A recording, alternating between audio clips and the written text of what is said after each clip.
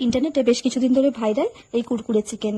তো দেখে তো ভীষণই ভালো লাগছিল, তো ভাবলাম আমিও একবার ট্রাই করে দেখি কেমন লাগে। প্রথমে একটা কুরকুরের প্যাকেট নিয়ে নিয়েছিলাম, সেটাকে একটা বেল্লার সাহায্যে গুঁড়ো করে নিয়েছি। তারপর সেটা একটা পাত্রে ঢেলে রেখেছি। তারপর আরেকটা পাত্রে নিয়ে নিয়েছি চিকেনের পিসগুলো একটু লম্বা করে কেটেছিলাম, বোনলেস পিস ছিল। যেহেতু কুরকুরেগুলো দেখতে বেশ লম্বা লম্বাই হয়, সেই জন্য দেখতে ভালো লাগার জন্য একটু লম্বা লম্বা করে কেটেছিলাম। তার মধ্যে দিয়ে দিয়েছিলাম একটা ডিমটা দিলে ভীষণ সফট হয়। তারপর দিয়ে দিয়েছিলাম পরিমাণ মতো লবণ, ভাজা মশলা, আর এটাতে ছিল আদা, রসুন আর কাঁচা লঙ্কা, ধনেপাতা একসঙ্গে বাটা। তারপর সমস্তটা দিয়ে বেশ মাখিয়ে রেখে দিয়েছিলাম 10 মিনিট মতো।